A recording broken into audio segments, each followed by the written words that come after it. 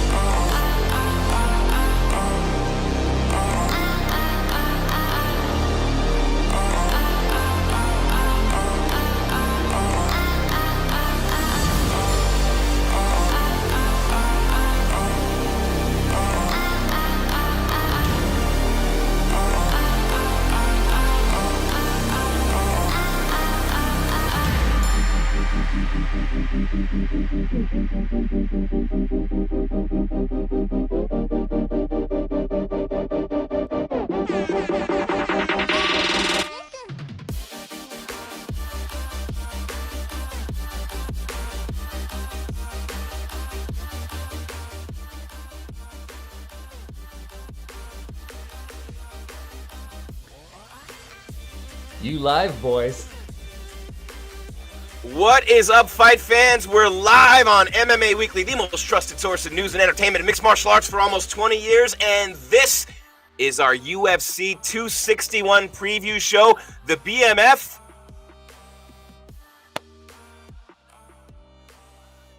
Oh. If you guys can hear me, I'm getting major feedback in my ear of what I just said about a minute ago. Something's off on the setup.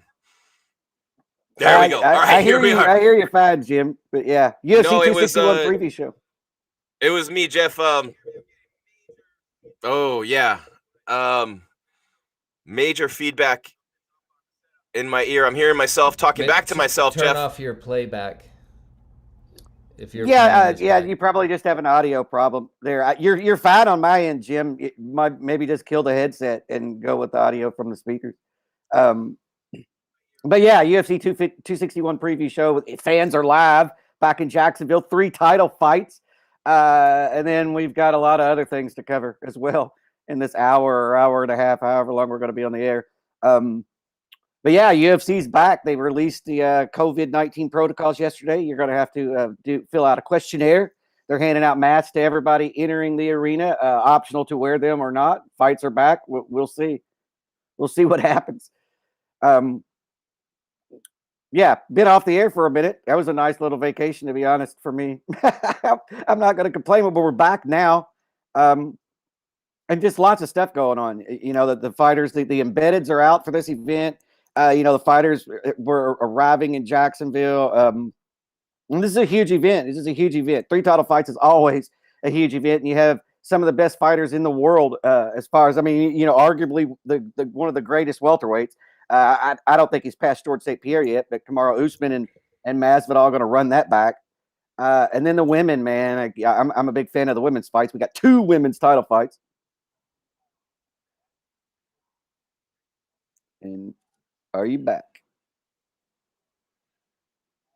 Can you hear me, Jim, or are you still experiencing audio? Yeah, no, I'm hearing what Jeff's saying live, and I'm hearing what he just said 10 seconds ago, replaying in my ears. I'm hearing everything he's saying now and in the past, and I'm hearing like 3 shows at once in my.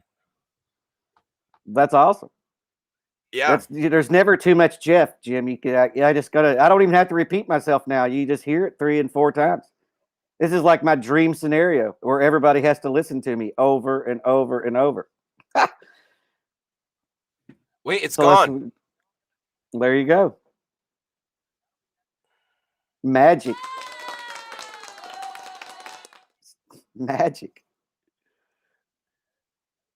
Wow. Jeff Cain on loop all over. I don't know if it's gone. It's not gone. I'm just going to have to deal with it and be a professional. I've done this before as a play-by-play guy, so I literally have 3 shows going on in my head right now. The one in my head, the one that's live, and the one that just happened 10 seconds ago. But this is what we're doing.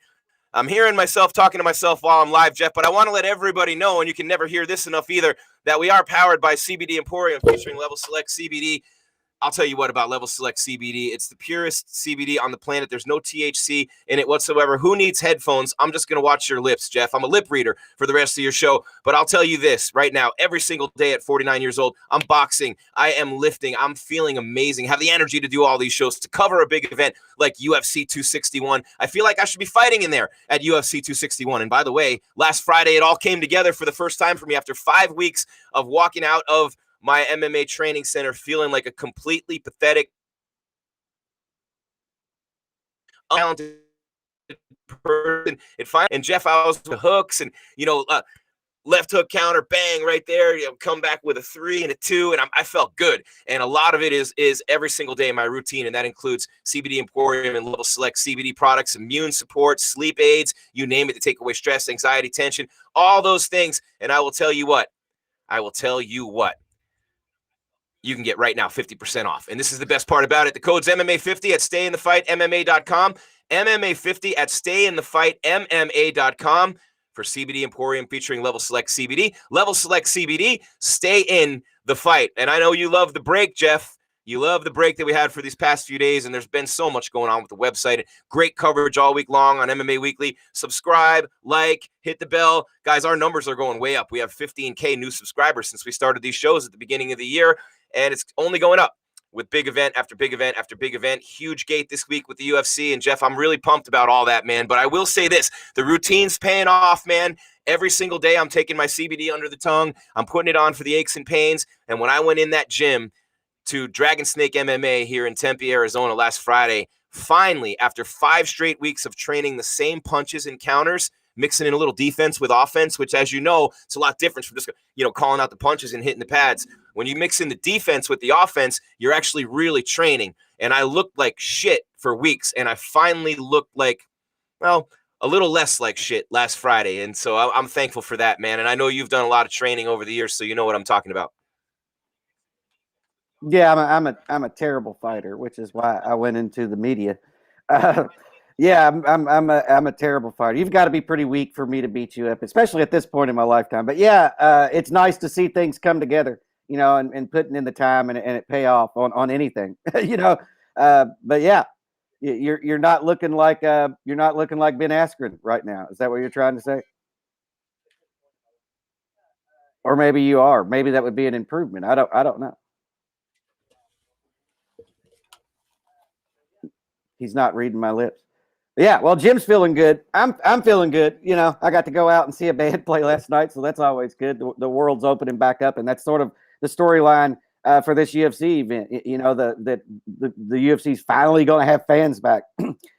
We've gone a year without fans in attendance, and while it's been really cool to hear the audio of the corners and to hear the production and kind of things that go on behind the scenes that don't get revealed on a normal pay-per-view with fans. We're going back to everybody screaming and yelling and going crazy over the fights in the cage. It's going to be interesting because it's been a long time since I've heard an entire crowd of an arena react to a jab or react to a head kick or react to a takedown. Because one of the things the fighters haven't had to deal with in the last year is being booed. Everybody wants the cheers, but I think that they've forgotten in the last year that they also have not been booed. So that's all going to be back with the fans. It's going to be interesting to see how it goes. It's going to be interesting to see how mainstream media outlets cover it. It's the first sporting event that's going to be capacity crowds, and the UFC's doing it again. They're setting the standard, and so we'll see how it plays out. I don't expect any hiccups really, man. The UFC's done. It's like a well-oiled machine. The fighters will wear masks because they're not going to jeopardize a fight card. Fans, it's optional. Dana spoke about that yesterday. It's up to you. It's a personal choice. If you want to wear it, wear it. If you don't want to wear it, don't wear it. They're handing them out to everybody. So at the end of the day, at the least, even if you don't want to wear it, you get a nice, cool little UFC souvenir mask for attending the event, right? Just for showing up, they give you a cool little UFC logoed mask. How about that? Everything's a branding opportunity. And Jeff, I have a story to tell, and this is not a good one. Are you ready? This is good. So I can make everybody else feel good about themselves. I talk about all the time how I'm here to inspire. Well, I'm here to inspire you with my own stupidity, because all this time I'm hearing what I thought was an echo, and I'm playing with every knob, every button. What in the hell is going on? You know this, right? I've done engineering a lot in my career, and you go through your checklist, the process of elimination. Guess what my dumbass was doing? I bet you could never guess in a million years. Did you have the volume up on the feed, on the secondary feed? On YouTube. I had the YouTube up in another window that I couldn't see on my screen, and I'm hearing the YouTube chat. Oh my God, Jeff. You can tell we haven't had a show in a while. Hey, cage rust is a real thing. Mic rust. Microphone rust. It's all right. Look, we got caught with a little bitty hook in the first round. We recover. We make adjustments. We come right back out like nothing happened. Yeah, man, I've done that before. That sucks. But not on your end, man. I didn't know. And like you said, doing this for as long as we've done it, everything pops up, right? Everything that can go wrong eventually has gone wrong throughout our careers doing live radio or these. That's why you never yell at the sound guy. No, never yell at the sound guy. I remember early in my career, and I won't say the guy. Or the camera. There's a pretty famous play-by-play guy, very famous play-by-play guy that I won't say his name because, whatever. But he actually went nuts and I was an engineer. When I first started my career, I would set up the equipment for all the visiting teams in New York City. So I'd work Islanders games, Rangers games, Mets, Yankees, Giants, Jets, all those in the area and big events that would come in. And I'd go and set up the radio equipment for Westwood One so that they could do their national, because I got called out and couldn't. Ray Allen, 95, Ray Allen, Kerry Kittles. I got to do that. Well, anyway, so you have a process and a checklist. So one of these guys one day gets in there and he's screaming and yelling at the whole entire crew for something that he had done. And he's like, "You guys are morons. My mic's not even on. I can't even hear it." Hey, take the cough button off, dude. Oh, okay.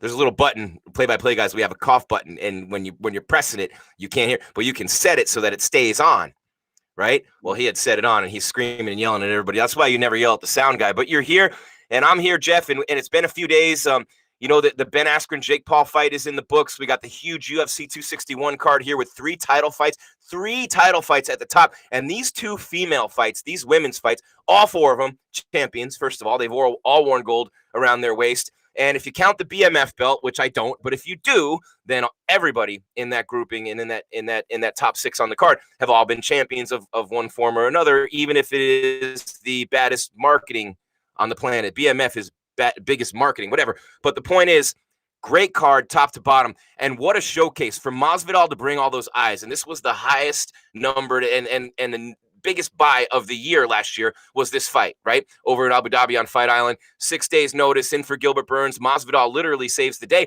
And remember, they didn't want to pay him.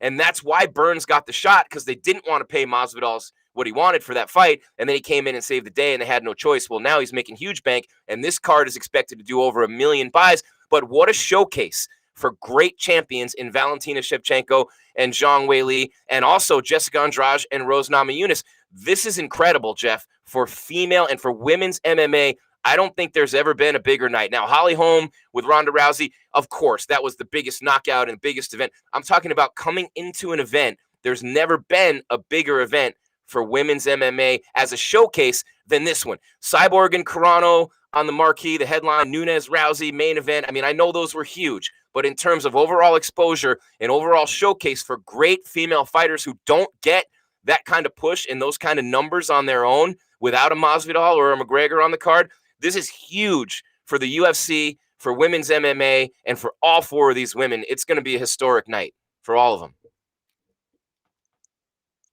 I mean, it's a big night, man. I mean, and they're definitely well-established champions. I don't know if they, the last year's numbers I don't look too much into because we were all on lockdown and we were all kind of watching. I mean, I watched Netflix documentaries that was right in the middle of the lockdown too.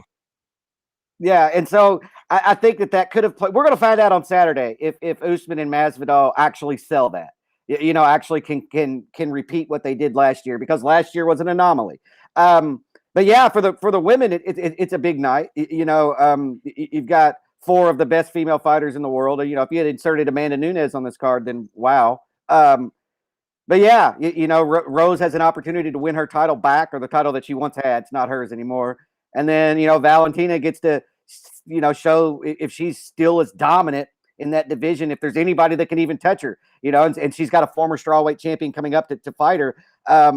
It's gonna be a great night of fights, man. I mean, either way, at least the top of the fight cards, which is mainly what people care about anyway, right? That's what we're selling this fight card on. 3 title fights. I don't know that a lot of people know what the undercard is. No, and I'll tell you this. I know one of the kids on the undercard, early prelims, Kevin Natividad, him and his brother Christian have been on the Arizona scene forever. And Kevin with a golden opportunity, man. And, people I know, I'm excited. It didn't work out the way that I thought last week. Jakar Close's fight got scrapped. The push from Jeremy Stevens, they're going to run that back. Kelvin Gastelum completely overwhelmed by Robert Whitaker. And I was messaging Kelvin yesterday, and he's like, man, that mother trucker is good. He goes, I always feel like I can beat everyone. He goes, but that guy is just next level, and he's so good right now. Speaking about Robert Whitaker, what a performance, what a clinic by the Reaper on that fight card. And it's interesting, Jeff, as we move forward, in fans are coming back. It's sold out, and the UFC's like everybody else, the real estate industry, the automotive industry, prices are 26% higher on cars this year because last year they couldn't sell a car to save their lives, and we're all going to pay for it now. I hate to imagine what these tickets cost. And by the way, Hunter Brownstein, our guy with MMA Weekly, and congrats to Hunter. He's been with me for a couple of years, and I asked when I first came over here, is there any room for writers? And Ken liked Hunter, and he brought him on.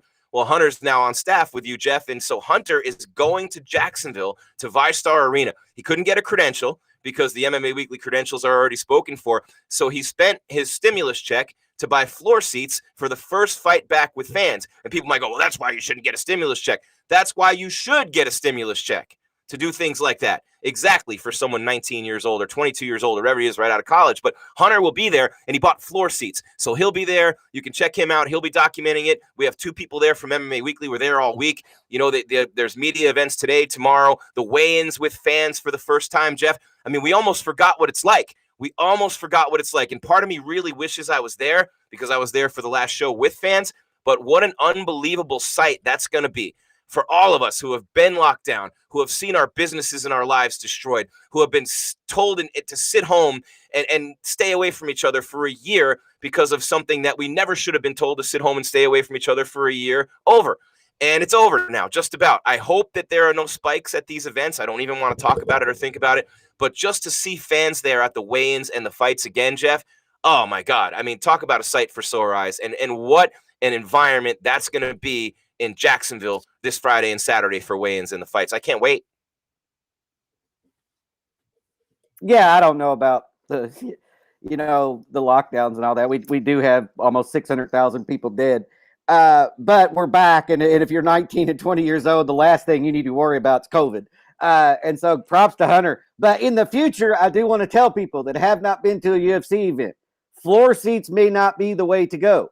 You want to get about 5 rows off the floor in that first section so you can see over the crowd and directly into the cage. Because on the floor, it's a hard view with all the cameramen, and then you got people that are 6'5" standing in front of you. There's always that 3rd and 5th, or 3rd through 7th row off the floor are typically on the sides, are typically the best seats. That's just a little bit of information for those people who are going to buy UFC tickets in the future now that we're opened up.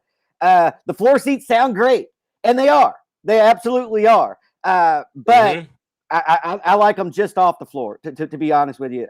So put that in your back pocket if you buy tickets. 5 rows up, center octagon, right in the middle. I'm with you, Jeff, on that. I love the floor seats because there's nothing like it, just for concerts and things too. Yep. But overall, the better seats are a couple of rows up in the first level of the outer bowl, and they're usually just as expensive as the last rows of floor seats. And of course, with floor seats, if you're going to have them, you want to be way up front. First 3 or 4 rows, which cost a fortune. But if you're back on the floor, and especially if you're not in the middle sections where you can see right into the middle of the cage, that's tough go. And you got the camera guys in the way. You got all sorts of stuff there. And, you're really not. I've done that 4 or 5 times, and I ended up watching the monitors all night. Yeah, floor seats are cool, man. I've sat everywhere in arenas. I've literally sat in the last row at the top of an arena for a UFC event, and I've taken cage side photos it's called press row at T-Mobile Arena. Yeah. Press row at T-Mobile Arena. I mean, literally, the first time I went there, Jeff, I'm thinking this damn press. And then you got the VIP lounge right next to it. But this press row at T-Mobile Arena, they might as well have stuck us on the ceiling hanging down. That's how far up it is. And, you know, from MGM Grand Garden Arena, I was always on the floor. Then I lost my floor seats, and, you know, the bigger we get. But it's interesting, too, man, just to be in that. This is one of those fight cards, though, Jeff. Yeah, if you have the money, be right there on the floor. Maybe you see yourself on TV at the first event back. But just to be in the building, man, just to be in the building for the weigh-ins, just to be in the building for these fights, just to see Masvidal, you know, 6 days notice. He said it right after the fight ended last time. He goes, that's on 6 days. We're going to run this back. I can't wait to see if Jorge Masvidal's career finally comes full circle, Jeff. He's been a journeyman and a very good journeyman. And I hate to call him a journeyman because there's a negative connotation there. I don't mean that in a negative way. I mean, he's a pro's pro and a fighter who has fought forever and fought a who's who, the best of the best. He's never been a guy who's been finished much. He's never been a guy who's been dominated. He's always lost when he's lost close decisions for the most part. And now he finally gets the chance to get a legitimate shot at a championship belt. And when I say a legitimate shot, I mean not having to lose 20 pounds in 6 days to save a whole fight card, which he did. And I thought he showed out pretty well for himself in that fight. We didn't see the full arsenal. Usman claims he had a broken nose from Justin Gaethje during sparring that week. And that clearly a dominating performance in that fight by Usman, not an exciting one. Masvidal says things are going to be completely different this time because he has a full camp almost. Usman says it's going to be even worse. But regardless of what you think is going to happen in this fight, all eyes are going to be on that octagon, Jeff, because Kamaru Usman is trying to become the greatest welterweight of all time. He's chasing Georges St. Pierre, which, you know, a lot of people think no one's going to catch him with the number of title defenses in GSP's career. But Kamaru Usman is that dominant. He's been just destroying people, just destroyed Gilbert Burns. And we saw the mean streak. We saw him smash him and knock him out. We hadn't seen much of that from Kamaru Usman. We saw him have his way with Tyron Woodley and throw him all over the octagon, wrestling, beat him up. We've seen him just dominate Masvidal. He really did, when you go back and watch it, clearly beat Colby Covington. Oh, Colby gave him the best fight out of anybody. But Kamaru Usman has hit that point, Jeff, where he's looking at being an all-time great. And Masvidal's the next guy in his way. So the storyline either way is, does Kamaru take another step toward being an all-time great and chasing GSP and show that the win against Masvidal, not only was it legit, but he can dominate him again? Or does the BMF finally put the real gold around his waist after all these years and all these fights? And finally, Ben Askren started the ball rolling that made him famous, because without the Ben Askren knockout, there's no call out from Nate Diaz. There's no BMF. There's no Rock. There's no Madison Square Garden. There's no Scarface suit. There's no nothing. It all started from Ben Askren. So Ben Askren not only making Jake Paul way more famous and embarrassing the shit out of all of us in MMA, I might add, but he made Masvidal famous too. It is what it is. And now if he gets that belt around his waist, Jeff, that's the career coming full circle. So either way, you got an incredible story in the main event. Well, there's no excuses this time. You know, Jorge had a written in excuse the last time. I took it on short notice. This time he's not going to have that excuse. You know, and then Usman. I don't even know why Kamaru felt like he needed to say that his nose was broken. Kamaru dominated Masvidal. I didn't feel like he needed an excuse, and I guess he expected a finish or something, you know, and so he started saying those things about, well, I didn't have a full training camp focused on Masvidal, and my nose was broken. I felt like Kamaru looked fine in that fight. He didn't need to do that, but the excuses are gone in this one. Everybody's had a full training camp. Everybody knows what's on the line. Nobody's stepping up on late notice, or at least at this point. And so the excuses are gone. We're going to see, because there's interesting takes on this. You know, Weidman doesn't believe Masvidal brings anything new to the table that he had last time. You know, he's going to be in a little better shape, but the skill set itself is not going to be any different. And I think he makes a valid point there, because Masvidal didn't look, he didn't look terrible in that fight. He looked like Masvidal normally does. Did he get fatigued earlier? Yep. You know, and so that's going to be a difference. And every round starts standing, and that's when Masvidal usually looks his best, is at the beginning of those rounds. So we're going to see, man. It's an interesting fight. I agree with what you're saying about Usman. He's chasing that legacy. Georges St. Pierre, and this is why it's hard to pass for Usman. It's not Usman's fault. When Georges St. Pierre came into the welterweight division, Matt Hughes was the longtime champion, right? He was the greatest welterweight of all time. And then when Usman came in, it was Woodley. And so he didn't have that long standing champion that had been there forever to knock off that pedestal. I mean, Woodley was on a pedestal, don't get me wrong, but he wasn't on a GSP pedestal. And so I feel like he's going to have to do but he did have 4 wins. He did have 5 titles, so 4 wins as a champ. Yeah. But I feel like the Usman's going to have to do a little more work to catch up to St. Pierre. And it's mainly optics, right? Because there was that long-term champion. You know, whenever you go in and, you know, the first person that knocked out Fedor, that was a huge deal, right? Not so much that you knocked somebody out. It was just that who you did it to. And in that moment, and I felt like that's sort of the way it was with Fedor in the news, by the way. Real quick, Fedor's before you finish on your point, it's off topic, but he said, he's looking forward to fighting. Hopefully next year, he wants to fight Overeem and Junior Dos Santos. Yeah. Well, I'd watch. He's going to lose to Overeem again. Dos Santos, he probably win. I don't know. We'll see. Yeah, I didn't mean to take you off topic, Jeff, but I just thought that was interesting. No, I didn't even realize Fedor was in the news. It was just a name that I threw out because, you know, whenever you talk about long winning streaks coming to an end, he's the first name that comes to mind. You know, and now there are other people in the sport, you know, John Jones and other people that are undefeated, but not Khabib, but now he's gone. You know, and so that's just my go-to name that I throw out there. Don't read too much into that. I just throw Fedor out there. I know Fedor is his time's gone.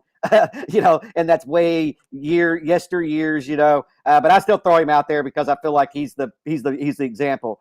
But yeah, I feel like Usman just he's going to have to get 3 or 4 more wins than George probably had to get for people to compare him to St. Pierre because he doesn't have that long-standing champion that he took out. But as long as he keeps dominating the division, he's going to get there. He's going to get there. There's no doubt. And when I look at him and I look at how good he is, and I was one of those guys going, but he's not finishing people. And it's easy to fall into that trap. Let's not forget, these are all-time great athletes. These are some of the greatest fighters in the history of the sport, the best at this time. And he just made a great fighter in Gilbert Burns. I mean, he ate Gilbert Burns' best shot, and then he basically beat the crap out of him. That's what happened in that fight. He ate his best shot. That shot finishes 90% of the guys Gilbert Burns has ever fought in his life. It doesn't finish Kamaru. And when you're in a fight like that, you know, I mean, that to me was the most impressive thing about that fight was his chin, because that shot from Burns was a decapitator, and he just took it. And I won't say he walked right through it, but he took it, and he kept fighting, and he started to dominate the fight right after that. Burns dominated very early in that fight, mostly because of that big shot, but then Kamaru came back and just put on a clinic. He's put on a clinic in almost every fight. He's undefeated in the UFC.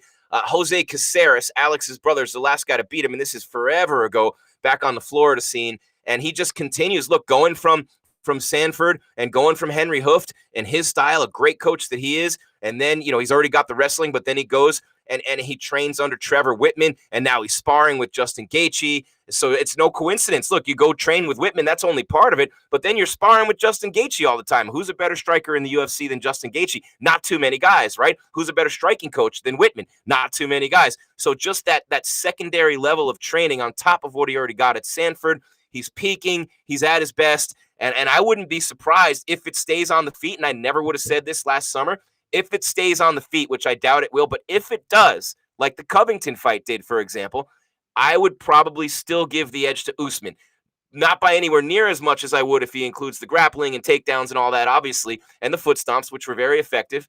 But when you think about that, Jeff, if it's on the feet, I don't know if Masvidal's better than Usman on the feet right now. And I don't know that I would feel comfortable picking Masvidal even in a boxing match. I don't think that he's as diverse as Usman has become all of a sudden. Usman's put in a lot of work in striking, and it shows. You know, he's throwing leg kicks, he's throwing kicks to the body. He's got a front kick now that's kind of out of nowhere. He's always had a good jab. Yeah, he's always had a good jab, and now he's putting together combinations. And you brought up the last fight where he ate Burns' biggest shot. What I took from that is because I like to see how people react. Usman reacted like a pro, right? He ate it, got his hands up, circled away, kept his composure, and you don't see that out of a lot of people. Everything goes out the window whenever you get hit by that shot. The tunnel vision goes whomp, and all the sounds are weird, and you're like, oh shit. Some people retreat, some people just cover up and don't fight back. What I saw from Usman, and it takes a shit ton of training to get to where he is to do that. He got his hands up, man, rotated away from the power hand, and then clinched up like a pro. And so while you never want to take a big shot, Usman impressed me taking that big shot and the way he responded to it. Yeah, no doubt. And I mean, the way he dominated Woodley when Woodley was at the peak, I mean, let's not forget what Woodley did to Darren Till right before that fight. And everybody thought, Till might be the guy to beat Woodley and take that title, and he smashed him, literally smashed him. And before that, it was Wonder Boy twice, and it was Damian Maia. So for Tyron Woodley, in his moment, knocking out Robbie Lawler, you might say the competition for Woodley wasn't what it was for GSP. How do we even judge that? But Woodley's a legendary champion. Usman, in my mind, hasn't passed Woodley yet. He's got to defend the belt a couple more times to pass Woodley in terms of being an all-time great champion. And he's right there now, obviously having beaten Woodley too. But I think he's great. He's only getting better. But I do think for the sport overall and for eyes and ears and opportunities for fighters, it's better overall for the division if Masvidal wins, because then you have a myriad of possibilities for matchups. You got Colby in the mix and the Masvidal beef with Colby. You got Diaz in the BMF rematch, and Diaz is fighting Leon Edwards right there at number 3. So, this is interesting, man. There's so much that could come of this. And Diaz now in the mix, and McGregor could always, there's a bigger possibility. There are so many things in play here with a Masvidal win. With an Usman win, that list shrinks down to about that big. Yeah, things get really complicated if Masvidal wins for the UFC matchmakers, particularly because the guys that we just talked about, or you just talked about, aren't easy to deal with. Nate Diaz isn't easy to lock down to a fight. Neither is Masvidal. And Colby, so the UFC, I don't know how they feel about this. Yes. If Masvidal wins, it opens up a shit ton of possibilities in that division. But it also opens up a lot of headaches where if Usman wins, it's just, we're all back to normal. Let's get a number 1 contender and put him in there. It makes it easier for the matchmaker. Makes it easier where Masvidal, man, that really murkies up the water, and negotiations are going to take for a long. I mean, it definitely makes it's interesting. It's interesting what's going to happen for sure. Let me ask you this, Jeff, right back at you. What happens, and would you do this? Usman wins, Edwards wins. Do you make that? Is the Diaz win enough after all this time of being inactive for Edwards? Would that be enough? It depends. It depends on what the UFC wants to do. I think it's enough to where you could sell it to the public and it'd be just fine without a boatload of criticism. And Diaz has a big name, so I think that they could do that. Yeah, I don't know that they're going to. It kind of comes down to Colby and dealing with them. But I'll say that there's the biggest fights in mixed martial arts history were never made. We talk about them and then it all fizzles out. So I don't know. We might not get that rematch with Covington. We've had guys. That was a painful night. Yeah. And so I don't know. Jeff, I don't know what the UFC's mindset is on that. Colby's been sitting out for a minute, and so maybe I don't know. I don't want to read too much into that, but yeah, they could sell Edwards getting a title fight off of that Diaz win. Yeah, or Colby. Either one, I'd be fine with Edwards. And if Diaz beats him, Diaz versus Usman. But I would think that, you would hope that Diaz beats Edwards and Masvidal wins, and then you make the BMF rematch, or you make Masvidal Colby. Either way, you can't lose if you're Dana White right there. You want the Diaz fight, but then maybe, Colby covered. Maybe you get The Rock back. Maybe you get a different guy this time. It'd be really in it for the real belt. That'd be pretty amazing to have the rematch. No one would have ever in a million years thought that. Holy shit, the rematch of the BMF is for the title? Never in a million years. Yeah. But that's definitely a possibility now. So I'm excited. There's so many things that could happen as a result of this fight. I love Masvidal's gamesmanship. I love the way he performs. There's nothing he hasn't seen in there. The drilling, look, there's nothing that's going to surprise either one of these guys in this fight. Everyone knows what they're getting. You're getting the highest level guys. I think it's going to be a fantastic fight. Obviously I'm picking Kamaru Usman because I just think he's a dominating champion. I would like to see Masvidal win on some levels for sure. It's good for the sport. I love his story, fighting in the backyards of Miami, everything he's done his whole career, hardly making much money. And finally, 15, 16, 17 years later, getting these opportunities to make big money, to fight for titles. That's just proof that the longer you stick with something and the harder you work and never give up, you can eventually get there, because no one ever thought Masvidal would get to this point, in the last 5 years. And the Askren thing started it. Diaz calls him out, the BMF and all that. Becomes a huge star, steps up on 6 days last year.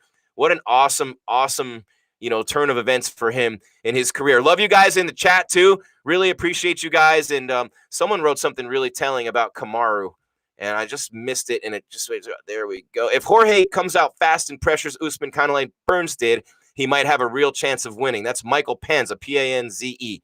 Thanks, Mike, for that. That's a good point, Jeff. Masvidal with the striking, but he also doesn't have that big takedown and grappling threat. So if Kamaru is looking for a takedown, kind of like Conor was against Khabib, that opens up that shot for Burns, just like it did for Nurmagomedov. Without the big threat of a takedown from Masvidal, that opening might not be there like it was against Gilbert. That's my only thought there. Well, I mean, Usman knows that, and everybody who's watched Masvidal fight knows that the first 30 seconds of a round, it's game on, of every round. But then after you get past that, he sort of becomes, I don't want to say one-dimensional, but he becomes more of just a striker-oriented guy with just, boxing hands and leg kicks. And so I agree with what the commenter is saying. At the most dangerous part of this fight for Usman is at the beginning of the first round for sure, because Masvidal's fresh and he's got all of his speed and power. But it's at the beginning of all the rounds. I just feel like Usman knows that, right? He knows what just don't engage. Just don't engage. I mean, you saw that in the last fight. Jorge came out and tried to throw that knee and followed by a big right hand. Usman just circled away and was like, yeah, no. And so Usman's a smart fighter as well. And so is Masvidal. I mean, that's the thing that I think has carried Masvidal. Masvidal's skill set is great and his toughness is remarkable. But I think what's carried him through this longevity of his career is he's an intelligent fighter. He doesn't take huge damage.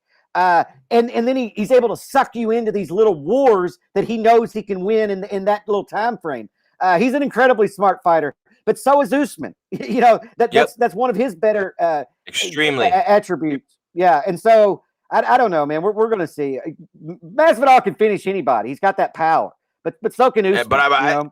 So can Usman, and I think Usman's maybe got more power, and I think he's faster. That's why I'm saying. And, Hassan Amiri says Masvidal will have a chance if he maintain his distance and stay away from fence. That's where Usman control the fight. Great point, Hassan. Love that one. Absolutely. Keep them coming in the chat, guys. Sasha, we see Sasha every show. If Usman was able to take a shot from Burns, then he'll without a doubt have no problems from Masvidal's shots. I disagree with that. A lot of it, look, it could have been a quarter of an inch over more toward his temple and it's lights out. It's just so much of it. It's not necessarily the power of the punch. It's the placement. It's the timing. It's everything in the fight. So I agree with the concept of what you're saying, Sasha, but not necessarily. I don't buy that Burns has more power than Masvidal either. This is our UFC 261 preview right here on MMA Weekly. Jim Grieshaber, call me Gries, Jeff Cain. Man, we are powered by CBD Emporium featuring Level Select CBD. Really pumped right now to offer you guys our special offer. It's the equivalent of a buy one, get one free, but it's even better. It's 50% off any CBD Emporium and Level Select CBD products right now at StayInTheFightMMA.com. StayInTheFightMMA.com. Why do we call it Stay in the Fight? Because these products help you stay in the fight of life every single day. You'll sleep better. The stress and anxiety will be less. All these things are very important, especially as they accumulate over days, weeks, months, years, right? No question about it. Also, the pain.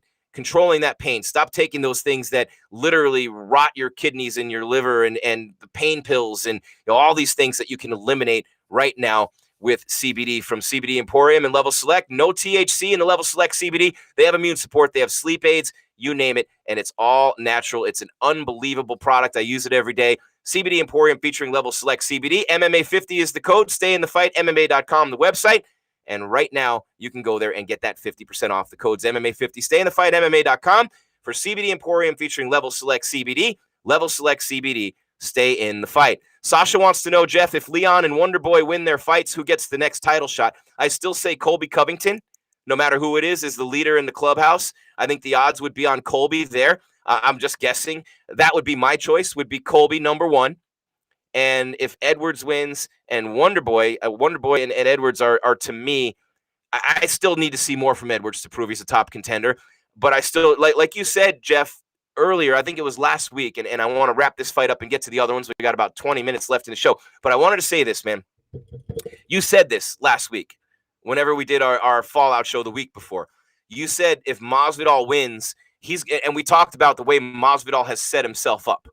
We've talked about the way he set himself up, man. And this is the important thing, because he's got beef or a feud, or more importantly, a moneymaker with almost everybody there. You got the Diaz rematch if he beats Edwards. Remember the 3-piece Minnesota? You got that if Edwards wins, right? You got Covington, his former friend, roommate, training partner. You got that. So Masvidal and Gregor, he's got 4 major million, maybe, possibly. I mean, look, Edwards, maybe not. Colby, maybe not. But he's got big-time fights and big-time heat with 4 fighters. Any number of guys could go any direction or do them all. Line him up bit by bit. Maybe if he wins this belt, it's a title shot against Colby. Maybe he beats Colby. He doesn't have to be the champ for everybody to cash in on these fights, but he has 4 legitimate big-time fights waiting for him if he wins. Pick one. He has to win. And that doesn't include a possible rematch with Kamaru. If it's a close fight and he beats Kamaru, that's 5. Yeah. I mean, he has to win that fight for all of that to stay intact. But the one fight he for sure has is the Diaz rematch. No matter what happens. But yeah, if he wins, he set himself up to where there's some big fights. And the question was, if Leon wins and Wonder Boy wins, which would one of them? You know, I don't know. I think that Wonder Boy is a serviceable name. I think that people know who Wonder Boy is. Wonder Boy does a good job promoting a fight. He does good interviews. He cuts a good promo, and is exciting to watch. So I don't know. I've always said that since we've been talking about this for months now, that Wonder Boy might be sitting in the prime spot in that division, because everybody at the top are all vying for that one shot, and Wonder Boy's just kind of watching one guy fall and then another guy fall, and he keeps inching up that ladder, and he does have an exciting style. If he beats Burns at UFC 264, he should be right in that mix, and Burns gets the win, he's right back in the mix, right?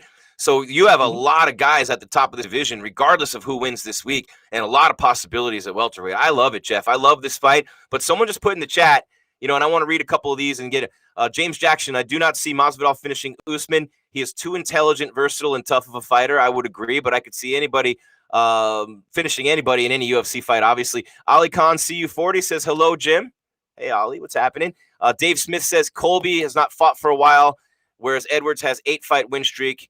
Bar one, Edwards all the way. And then Asim says, which is our transition. Well, one more from CK. How about that?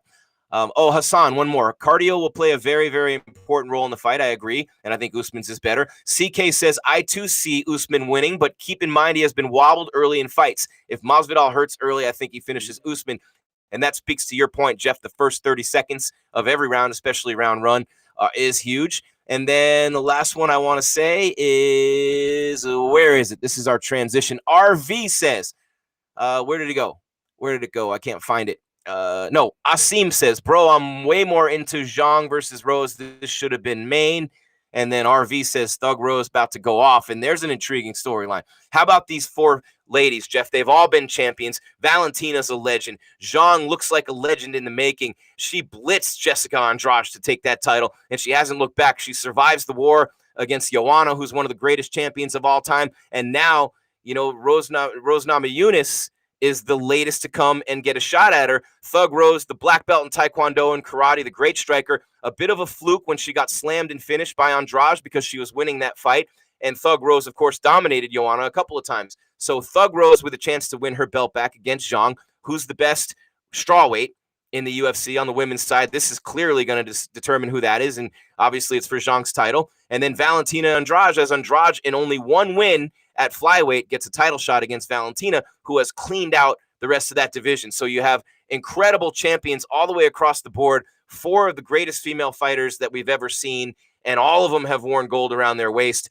And that's the 2 fights that are under the main event. I can't wait for these 2 fights. I don't know which one. Everyone says Zhang and Rose, and I agree. A striking clinic in that fight. Oh, my God. But then when I think about Andrade and Valentina, the Brazilian Jiu-Jitsu black belt and the Muay Thai legend, the styles are there. The names are there. The spotlight is there. What a night for the UFC and the women's division. What a night, man. I cannot wait. Well, I think that the Rose and Weili fight's going to be a better fight. And that's just my opinion, because I think Valentina is too technical of a striker for Jessica to deal with. Jessica's a straightforward power punching type of striker, and I feel like Valentina is going to have a very good night against her. But that co-main event, that's a different deal altogether. Oh, man. Because Rose has showed. Well, I'll tell you what worries me about that fight for Rose. is that even in the Joanna fights, well, the second one, the first one clearly went early, but in her last fight, Rose starts taking damage late in fights, and you cannot do that. You cannot do that in this matchup. You absolutely cannot do that, or you're going to get probably finished late. And so I think Rose is going to look real good early. You know, Rose has good range and good speed, and she's accurate. So I think you're going to see her light on her feet, popping her jab, landing combinations where Lee's going to, you know, try to close the distance. And as this fight, and she's got great leg kicks too, so she's going to be able to slow Rose down as this fight goes on. And I think late in the fight is where we're going to tell who's going to pull ahead, because I think Rose fades. Rose always fades a little bit. And I don't know if it's like cardio-wise or if she loses a little bit of focus, but there's no question in my mind, in the 4th and 5th rounds of fights, whenever she's in these 5-round fights, she starts taking big shots. And so... Big shots. And the slam against Andrade speaks to that, because she was winning that fight and she slipped a little bit, got slammed and finished. It just worries me a little bit about it. And plus, I think that Rose is saying... I mean, Rose is hard to read. Right, I'll say that Rose is difficult to read. She's not your average person. She doesn't think like everybody else. She doesn't react like everybody else. She takes some things more personally than other people, and then some things she doesn't even, you know, give it a thought. She's just a different person. She's very unique, and so it's hard for me to get a read on Rose, because I said last week that I felt like it was out of character for her to bring up the communism comments. And I think it is out of character. And then you put it in perspective like you did. Her family's from Lithuania. She would have these feelings.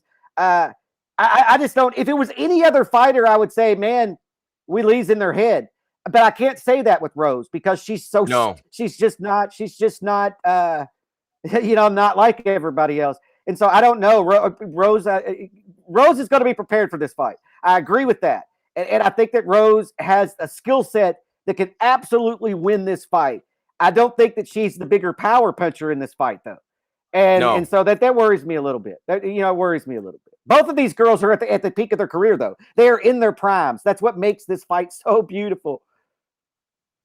Yeah, both of them have decision wins over Joanna that went all 5. Rose's was way more dominant. She's also got the finish over her. But the thing about Zhang, Jeff, that really impressed me, and I was there at the Joanna fight, is that she lost the 3rd round, I believe, and it looked like Joanna was taking control of that fight. And I thought, here we go. Zhang's never fought a 5-rounder. This is where Joanna's done it a million times. This is where Joanna takes control of the fight and wins the belt back.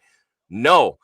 Zhang did what Figueiredo did against Moreno and came out in the 5th round when it looked like she was fading and absolutely owned it. And that, to me, having never done that before, was so impressive. So both of them have gone to 5. Both of them have won those wars. Both of them have been champions. This has just classic written all over it, and this is an incredible fight. So, and we see some, and Sasha just put in the is Amanda trilogy the next move if Valentina wins again. Let's get into this a little bit. This is UFC 261 preview powered by CBD Emporium, featuring Level Select CBD. 50% off right now at StayInTheFightMMA.com with the code MMA50. Jim Grieshaber, Jeff Cain, UFC 261 sold out in Jacksonville this week. We'll be streaming live on Saturday night right here on MMA Weekly, and then of course 9 a.m.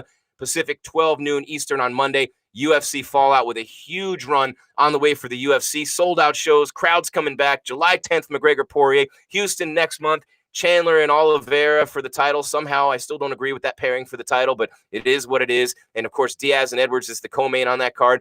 For some reason they well, you put Diaz on that card to get eyeballs on Oliveira, Jeff, and that's one thing I talked about for a long time, by the way. Putting Oliveira on a card with a guy like McGregor or Diaz, you want to get that name value built. But with this card, and I'm looking at these 4 fighters in particular, all of them champions, all of them great. What do? There's possibilities. We talked about it, and it's Valentina. I don't want to see the trilogy with Amanda. The second fight sucked. I hate to say sucked. It was boring. But they fought twice. Amanda's won twice. They're not naturally in the same weight class. To me, the fight that I want to see, and I've said it before, I want to see Valentina against Weili.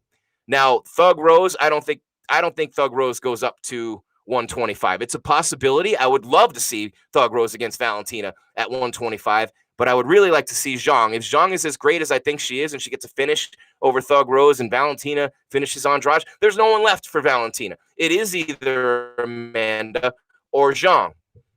It's that because we've already seen Amanda twice. I'll pay her. I'll pay to watch her fight. I'll say it, and I know it's controversial. I think Valentina's a better fighter than Amanda. She's just not as big. I scored her winning the rematch. And the first fight was extremely close. Even Extremely. And so I would like to see that fight again, but I don't know that we're going to see any difference. I don't know what Valentina can do differently. She's fought Amanda tooth and nail for 25 or for 50 minutes for 10 rounds. And neither one of them have a huge, neither one of them was put in a situation where they were in danger of being finished. That's what impresses me most about Valentina is Amanda Nunes that finishes everybody at 35. Finishes everybody at 45, but she can't shake Valentina. She can't shake her. She can't wobble her. She can't hurt her. And so that to me are the two greatest women fighters in the world right now. So do I want to see them? Yeah, man. But then you bring up if Wei Lee wins, then that's kind of the GOAT against the GOAT in two different weight classes, and I'm totally for that. But I feel like she's going to have a considerable reach advantage over Wei Lee, and I think Rose probably matches better up with Valentina because of her length. But I don't know, man. I mean, Valentina is a hard nut to crack for every division. She's just that weird girl who can fight in basically 3 different weight classes and have equal performances. That's what makes her so great, in my opinion. When we talk about pound for pound list, there's your pound for pound fighter in the world. But Amanda's done the same thing with 35 and 45. And so, it doesn't matter who you throw in there with her. And so I feel like those two fighters are the 2 greatest female fighters in the history of fighting. It's just that they're happening at the same time, and they have fought each other, and the bigger fighter has edged out the smaller one both times. So I don't know, man. It's going to come down to public opinion because there's going to be a lot of people like you. Why do I want to see that fight a third time? I totally get that. And the other one's fresh. So it's going to come down to public opinion. I would want to see it. And what the UFC. I would want to see it. I just want to see the other one more. Exactly. And so that's what I think we're going to enter into. I think that people are going to want to see the other one more, especially if Rose loses. Rose has a chance to end all that. Rose wins, and then we're not talking about there's a rematch between Rose down there, and Valentina's just going to sit here. And I'm assuming that Valentina's going to get past Andrade, and that's not a given. Jessica has knockout power for sure. You let her get inside, she will dump you on your head. That is a very powerful woman. But I feel like skill set wise, it's a bit of a mismatch. Like if we just look at the fact, it's not a mismatch at all because Jessica's shown what she can do against the top women in the world. But I'm assuming that Valentina wins, that it kind of leaves Valentina out there. And because that's where we're going to get, Jim, is that Amanda's going to clear out her division to where the fights just become absurd because she's beaten everybody. And so you're putting her in there with like the 11th ranked person in the world because she's beat the top 10. And Valentina's going to enter that same area pretty soon. And so once we get there, that's when the trilogy is going to happen. Plus, I think Valentina should wait for the trilogy a little bit. I think Amanda's on her way out of the sport just because she has other things going on and she's accomplished everything. She has a family now. I feel like that maybe Valentina should catch Amanda next year. I think she has a better shot next year than she does right now. Yeah, and when you look at these two fighters, when you're talking about Valentina and Andrade, it's jiu-jitsu and Muay Thai. Valentina, of course, a brilliant Muay Thai fighter. And Andrade, great at jiu-jitsu, very good with the striking. She's got the threat of the slams if you're in against the cage when she slam thug Rose. Valentina's got to watch that. Of course, she's training for that. Valentina with those head kicks, though, I mean, she's brutal. But when I look at these two fights, Jeff, I don't know who to pick in the other fight. I'm going Valentina. You have to go Valentina in this fight. I don't know who else to pick, man. And there's more fights on this card. But look at the odds for these fights, right? Obviously, Kamaru's a huge favorite over Masvidal at -400. Masvidal +3. The BMF a big-time underdog if you want to throw $100 down. Valentina -400 over Andrade, who's +3. Same exact odds as Kamaru and Masvidal. Zhang -200. Rose +160. But when I think about Rose in this fight, Jeff, I don't think she's got one finish on the feet. She's not going to finish Zhang. Zhang's already taken everything Joanna had, who's more of a finisher than Rose. I don't think she's going to finish Zhang on the feet. Maybe she does have 5 submissions, possible submission, brown belt jiu-jitsu versus a purple belt. Maybe. This one stays on the feet. Rose has got to. That's how I see it. If I'm Rose's team, we got to win by decision, a 5-round fight. Maybe something happens. You take advantage of something during the fight, some fatigue, a mistake here and there. That happens all the time. But the odds, and usually these things are pretty dead on.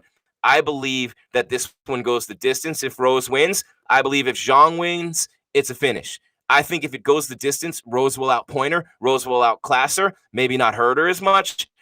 But if Zhang wins, it's going to be a pick. I'm 50-50 on this one. I've watched Zhang, and this is not a knock on Zhang and me not thinking she's a dominating champion. It's the opposite. I think Thug Rose is great. And I think the Andrade loss was a fluke, but she also didn't look like she was all the way there in the rematch, Jeff. She won it, but she didn't look like the same Rose. And remember, these are the only 2 fights she's had after the bus incident where the glass hit her. I mean, a lot of shit's gone down. She comes from the communist country of Lithuania. She's made the comments about communism with this fight. She fights with a heavy heart every single time out there anyway. She's a very deep and very emotional fighter. I love Thug Rose. I just wonder about the mindset coming in where Zhang is just laser straight through focused, you know, kind of like what you saw in Rocky IV with Drago, like that kind of training, that kind of focus, that kind of just laser pinpoint, where I think Rose has got a lot more things going on in her head. And to me, how she shows up mentally on fight night is a huge thing. Think with him all the time, and with Rose, it's not. Yeah, I think those are legitimate points. Zhang can't be broken, right? You might be able to beat her, but you're not going to break her. Rose, I feel the same way, but I feel like also Rose can be broken. You just got to get on her early and hurt her early, and then stay on her, and then I feel like maybe Rose could be broken. I don't think we've seen that necessarily. Yeah, I mean, it's an interesting fight. I think that Rose has the style to outpoint her. Exactly what you're saying. But I don't know if she can outwork Zhang. I don't know. Joanna could not. Joanna tried to. I think that's what happened in like towards the end of the second round of that fight. Joanna started output. And I thought she was going to try to wear Zhang down, and it didn't work. And so I don't know that Rose is going to be able to point her like that, because I don't know that she's going to be able to outwork her. She's going to land her shots. Wheelie's going to land her shots. I think Wheelie has the bigger power. I think Rose has a game. Man, I mean, it's such a great fight. I'm going, look, I'll say this. I don't think the belt's going to change hands. I'll say that. I don't think the belt's going to change hands, but I expect Rose to put on an epic performance.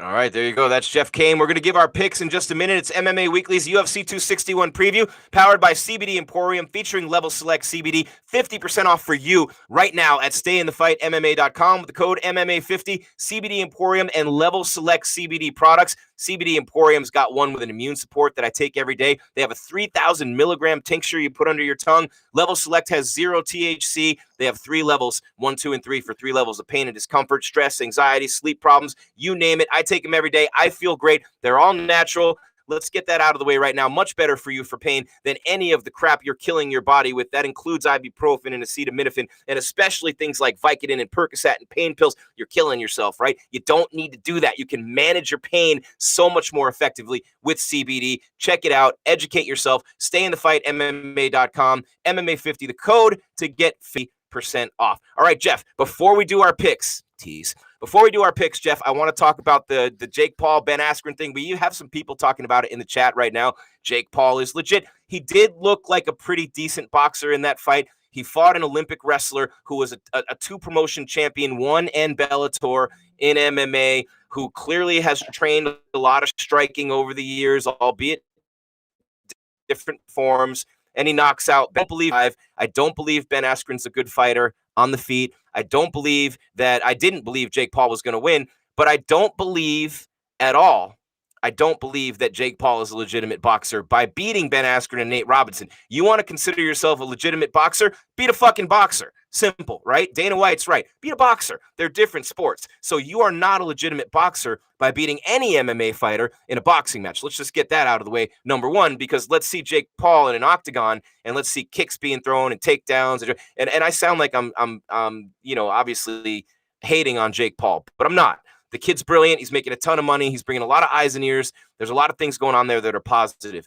But, Jeff, I just thought my overall takeaway, first of all, Frank Mir was pretty impressive. But second of all, the whole entire thing ended up being a scam and a joke. on one level where, you know, the play-by-play, I felt bad at one point for my guy Ray Flores with Pete Davidson and Snoop Dogg and all those guys up there, turning it into a clown show circus, which is kind of what it is, you know, understandably. But I don't think Ray helped his career any the other night. And I love Ray. But I also think that Jake Paul is going to keep calling everybody out. He wants Nate Diaz. He's calling out Conor. Woodley wants to kill him now. There's going to come a time when he fucks with the wrong MMA fighter and someone's going to take his head off, like a Woodley, for example, or a Diaz maybe. I doubt Diaz. But, you know, he's not going to knock Diaz out with one shot, and he's going to eat a bunch of shots if he beats him. I just think that you want to be a boxer, beat a boxer. You can't make a claim to fame as a legit boxer by beating an Olympic wrestler. I mean, am I going to be – look, I could beat an Olympic gold – maybe I could – someone wins an Olympic gold medal in fencing and I beat him in basketball. I can say I beat an Olympian, right? Same shit. Beat a boxer. That's how I feel. And Ben Askren, I feel completely embarrassed the sport. Sorry, Ben. I love you, but I do. That's just my thought. Yeah, I mean, I'm top ranked flyweight in the world because I beat Benavidez in bowling, right? There you go. You beat You beat a UFC fighter. You did. Yep, in bowling. Look, it was God, man, I'm going to try to be careful. Because, look, I'm not one of those people who said it was MMA against boxing. I felt like that was a boxing talking point. Everybody in MMA knew that Ben Askren represents boxing about as much as I represent the NBA. And so, or represents MMA. You know, Ben Askren wasn't an MMA guy in MMA. He was a wrestler in MMA. And I said that going into it. Do I think Jake Paul's legitimate? No. And I'll say the same thing I said after the Nate Robinson fight. The only thing I can take away from Jake Paul is he has punching power. He has punching, so I will give that to him. He also overextended on his jab, overextended on the punch, and a real boxer is going to slip that and hit you with 14 counter shots before you even get your hands back. But there's a reason why Jake Paul's not fighting professional boxers. You know, there's a reason why he's not fighting elite level mixed martial arts strikers. He's got a gimmick going on. The gimmick's making a ton of money. But that sideshow, it was an embarrassment all the way through. You know, before the fight, they made, you know, derogatory comments. There were sexual innuendos all over the place. Poor Bernstein, you know, getting called out on the weed. Are you from, you know, Snoop's weed or the second all the time? And it was just they're smoking it on the show. Come on. Yeah, and drinking. I mean, they even say, I've got a drink. You know, and if you're in the broadcast, and I'm trying not to go off here. If you're in the damn broadcast booth with a drink and a joint, you got no fucking business in the broadcast booth. It's as simple as that. Go to the VIP section with Leonardo, smoke all you want, drink all you want, talk all the shit you want, and have a great time. But when you put people in the broadcast booth, that was a freaking embarrassment. What Pete Davidson did, what all of them did. And look, I've known Ray a long time too, but there's a point in that broadcast where everybody just becomes like, start, you know, kissing up to Snoop. Like, we just want to be Snoop's had no friends. chance. Like this fan. Yeah. The deck was stacked against him, man. 100%. And I like Ray. Ray is a professional, and he got thrown into an environment. And I'm not saying I would have done anything different. About 30 minutes into that fiasco, I'd have thrown in the towel and just started smoking on air, or left the building one. You know, that was just an embarrassment to combat sports everywhere. But the pay-per-view buys, man, it's sold. And so it's going to be around. People are going to Cheech and Chong variety show. You know, it's like, here's some bad lip syncing. Hey, we're all smoking and drinking, and we all fucked up and got good buzzes. What do you think, Snoop? Back to you, AC Slater. Ric Flair comes in for a goddamn slapping contest. I mean, I'm just sitting here. The only way that could have been worse. All they needed was Steven Seagal to show up, man. That's all they needed was Steven Seagal to show up. Steven Seagal. I mean, I was sitting there through it while I'm watching Jake that Paul live. has I hired was thinking Steven to myself, Seagal. yeah, what the hell am I watching, and what are they even selling me? I mean, because that's what because I've watched tons of pay-per-views in my life. I turn on that one and I'm like, what am I supposed to be buying here? What are they selling me? Okay, so this girl's going to lip sync for 10 minutes. Okay, so here's some rap. I didn't even know Too Short was still alive. You know, like, oh, look, Ice Cube not acting all of a sudden. Nice. You know, Ice Cube and Too Short were terrible. And I love Ice Cube and Too Short. They sucked. Oh, it was Man, there just, comes a it point in was so time. The best bad. part of the show was freaking Justin Bieber. Justin Bieber is the Exactly. best part of the show. It was just painful all the way to watch. But I mean, they're having an act play before every match, which is, I've only been to one MMA event where a band played, and it was the Gracie Fighting Champ. Hoister Gracie decided to do an event in Evansville, Indiana, and Skid Row opened for him. Yeah, this is not Monday Night Raw. Yeah. And so but it feels like, I don't know, man. I mean, maybe I am old, getting older. Maybe I'm outdated. Maybe I don't know what I'm talking about. But what that looked like was just a hodgepodge of just throw shit at the wall and see what sticks. Here's a rapper, here's a singer, here's a comedian, here's a B-level actor, here's a But you know why that is, though, Jeff? You know why that is. It's because they don't believe the fights are enough to carry it and sell it, and they turn it into a carnival. That's why they're paying Snoop. That's why Pete Davidson's there. That's why AC Slater, Mario Lopez is there. So Yeah. that's why Sorry, the reason all that's happening is because they don't believe that the fights alone are enough to sell it. Even with Jen Askren. No, I agree. Smart from a TV pro. I've spent my whole career creating TV shows and getting them put on network TV and packaging and hiring crews and everything. And the one thing that it always comes down to, what's going to get us buys? Snoop gets a lot of buys. I don't know what the fuck Pete Davidson gets a lot of buys, you right? called him AC Slick. Literally, you're going to make it so that it's an entertaining. Yeah, you want to make it so that it's an entertainment show where there happens to be a fight going on is what they're doing. Whereas when you watch a legitimate fight, it's all about the fight. And Mayweather may walk out with Lil Wayne or the Burger King dude, but people are watching for Mayweather's fight. They're not watching for Lil Wayne's walkout song. Well, see, that's what I'm used to in combat sports, right? The walkout was where the absurdity took place, like Hector Macho Camacho, right on the throne, and other people, the Prince guy who would dance and have all the garb on, even Ronda that's where in combat sports where the absurdity kind of happens is the walkout and the weigh-ins, and then it's all strictly business. This was just weird. And look, I actually going to apologize to Mario Lopez. I called him AC Slater. That's just what I do. I actually think he tried. He tried so many times to bring it back to the fights. He tried so many times, and he would throw it to Ray. He seemed like he wanted no part of that. He wanted no part of that. Yeah, this guy's a legit star on TV. Like, he wants no part of that shit. Yeah. Oh, he tried so hard. And I'm watching, and I'm like, Mario here. And props to Mario for that. He is a professional. And then he threw it to Oscar De La Hoya. And did you see his reaction when Oscar started talking? He was like, what the hell? He might as well have worn the nightgown. Put the negligee back on, Oscar. Wear that out to the ring next time you fight. I mean, I agree with what Frank Mir said, right? Oscar De La Hoya doesn't need it. Oscar De La Hoya's in a fight right now. Right, Oscar. Everybody's talking about throwing Oscar De La Hoya in there. Look, Oscar De La Hoya has to beat addiction.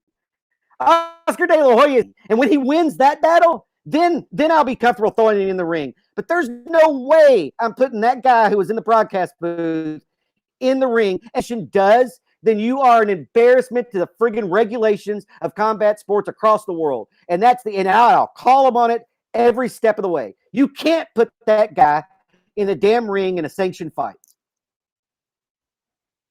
All right. Speaking of a sanctioned fight, what about a sanctioned bet? Dana White in the news. Snoop Dogg saying the UFC boss owes him $2 million on a bet they made for this fight. And, Dana White, this is actually from UFC 260, where he said publicly before any of this was even out that he would never make that bet. So let's the first part is literally just ridiculous question about boxers and fighters fighting other fighters and Francis Ngannou fighting Oscar De La Hoya. But the second part is what you want to listen for, which is Dana White talking about the bet with Snoop Dogg. You would allow to go box De La Hoya, maybe Francis. To box De La Hoya? Come on, guys. This shit's getting silly. I mean, you guys know it's silly. You just want to ask me silly fucking questions. That's fair. That's Come on, true. you got 50-year-old fucking guys boxing, and you guys are actually talking about it and covering the press conferences? Come on. Come on, you guys. Last one on that. Did you take the $2 million bet with Snoop? What's that? Did you take the $2 million bet with Snoop Dogg? Did I take it? Yeah. No. First of all, the line is 2-1. The fuck would I bet these guys for even money when the line is 2-1? Fair. More silly questions. Come on. Dana, right behind me.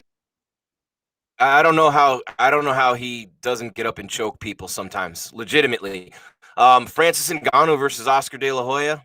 I would love to see Oscar fight again though, because I want to see him get laid out. I mean, I'm Oscar. I've interviewed him over the years. Every time HBO would fly us out to do our show, Oscar would come and do the interview. I like the dude, but man, oh man. God, I mean, he's running a show. It's Tito and Chuck, and he calls him Chuck Liddell, and you're the friggin' promoter, and it's the Iceman, and you say his damn name wrong. I don't know, man. He's been he's had a tough road to go, and addiction's a tough thing. But I will say this, Jeff, and that's a great quote from Dana White. In the first part about Ngannou boxing Oscar, and Ngannou and Fury have gone back and forth. Tyson Fury would destroy Francis Ngannou in a boxing match. Let's just say what it is, okay? It is the truth. He will kill Francis Ngannou. He will destroy him in a boxing match. That's what those guys do. They box. UFC fighters are mixed martial artists, not boxers. The best knockout artists in the UFC, could they be boxers? Possibly. Even John Moraga, who got a title shot in the UFC, he's 1-2 as a boxer, just got knocked out by a guy making his debut. Completely different sports, Jeff. And I mean, when does it end? And I kind of agree with Dana, although we did it, and I signed off on it. We were going to do... we did Jake Paul and Askren live, and we did cover the press conference, and and Dana's like, come on, you guys cover the press conferences and you guys talk about it, because we're in a society where, hey, if it sells and people are watching it, so I think it's going to continue. But I think, look, Jake Paul was at the Scottsdale, Arizona riots last year, where he had clearly a full bottle of vodka in his hand that had just been stolen from a restaurant. He's being targeted and accused of sexual, and as so many people are. I'm not saying he did it, but he's also had his house raided by the FBI. And he's also thumbed his nose up at his neighbors and everybody in the world by saying, I'm still having these giant parties when they're on lockdown. So he's kind of a dick. And, a lot of people are going to be happy when he gets his head knocked off. And he will get his head knocked off if he keeps this up. I don't think there's any doubt he will get his head knocked off at some point. Do you agree? Who are you talking about right here? Jake Paul. Okay. I'm sorry. I agree with you. And I thought you cut out for a second. I was like, is he still talking about De La Hoya? And then you started talking about the house parties and raiding of the house. And I was like, shit, I missed that. But yeah, Jake Paul, look, and I've said that. Jake Paul, all Ben Askren did was write a check for Jake Paul's ass that he's not going to be able to cash, because somebody's going to step in there. It's going to be a Woodley or a Robbie Lawler or somebody who is a striker who's going to beat him. And yes, I agree with you. Francis Ngannou's not going to beat Tyson Fury. You're just not. And actually, this is a funny story from last night. I had dinner reservations, and I went out last night, and I got this buddy who lives out of town. We're not a buddy. We're an acquaintance. I actually don't like the guy, but he's a boxer, and he talks mixed martial arts with me. And he was talking about you went from buddy to acquaintance to someone you don't like in like 4 seconds. Well, he's an acquaintance. He's around. He's a buddy. He's an acquaintance. I actually don't like the guy. He's around, but I don't like the guy. So we talk fights all the time, and he's this boxer. He's had a couple of professional boxing fights, and he's telling, and I'm trying to explain to him that to be a mixed martial artist, you've got to be proficient in a lot of different disciplines. To be a boxer, you've got to be proficient in one. And I said, so it's not the same sport, and you can't compare the two. And so so we get into this argument. I actually have a rug burn on my knee because I was just like, well, here, I'll just show you. And he's like, well, we'll just put gloves on. And so I was like, well, let's keep the gloves off. I'll just stand right here. We being a boxer, come at me. And, and so he throws a jab. I duck under, put him on his fucking back. And I'm like, that's what a mixed martial arts is going to do to you. I was like, I can't beat you in boxing, or if this fight goes for 4 seconds longer, I'm going to have a cardiac, I'm going to need a defibrillator. I said, but I did show the guy just how easy it is to take a boxer down that's never looked at a takedown in their life. And he still wants to argue with me about it. And I'm just like, look, they're two different friggin' sports. They're two different friggin' sports. If you put a boxer in the cage, they are going to get killed. Literally. That's the difference. And so that's the talking point. And put a real 85er in there. Put Bisping in there. See what he does. Put like someone just like Daniel Cormier said, put Luke Rockhold in there. Yeah. But I mean, that you got the boxing community that are like, oh, these mixed martial artists aren't great strikers, right? That's the talking point. And then the talking point for the mixed martial arts community is, look, if there's no rules, I can kill you. Literally. And so, yeah, man, you can jab me and you can uppercut me and you can hit me. But at the end of the day, if there's no police and no witnesses, you're dead. And so at the end of the day, the mixed martial arts side wins the argument every time. Then let's turn the lights out, throw you in the field, and let's just see which one walks back. Right? It's never going to be the boxer. And you know what my dream is? My dream is for someone to do what Derek Lewis did to Curtis Blades.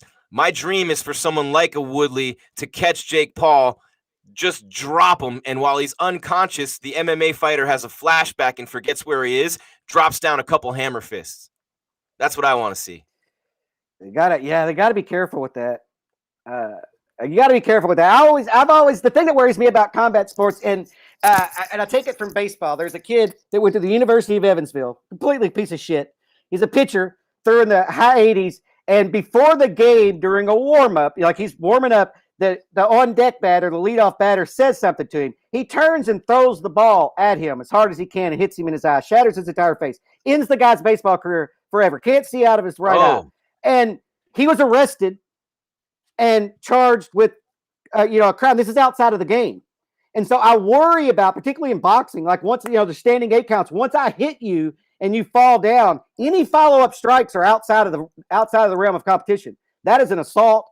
Now it's not that way in MMA because, you fight till the referee and there's no standing 8 count. So when you fall, I follow you. But in boxing and kickboxing, I worry about those follow-up shots because there could be civil action. And I don't say that lightly. I mean that 100%. If I'm in a boxing match and you knock me out and then hammer fist me 4 freaking times, my lawyer will be calling you on Monday and I will be pressing charges. I'm just putting that out there.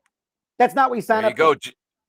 That's Jeff Cain. I'm Jim Grieshaber. UFC 261 preview powered by CBD Emporium featuring Level Select CBD. 50% off right now with the code MMA50 at StayInTheFightMMA.com. And Jeff, it's about that time. What's the time? It's about that time. It's the picks time.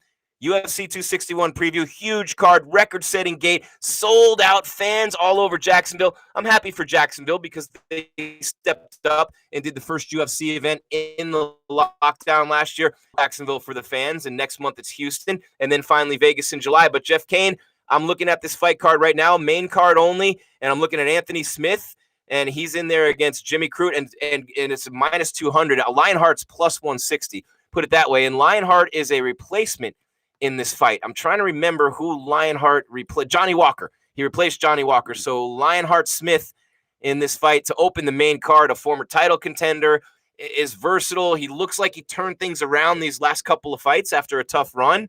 And I kind of like Anthony Smith here as a dog. If he was the favorite, I might not like him, but as a dog, I think I like him. I think I'd take a shot on him here. Well, if he had a full training camp, I would probably pick him. And I just worry about the late step up. I'm going to pick Jimmy Crute in that fight only because Anthony Smith stepped up late, and I don't know why he did that.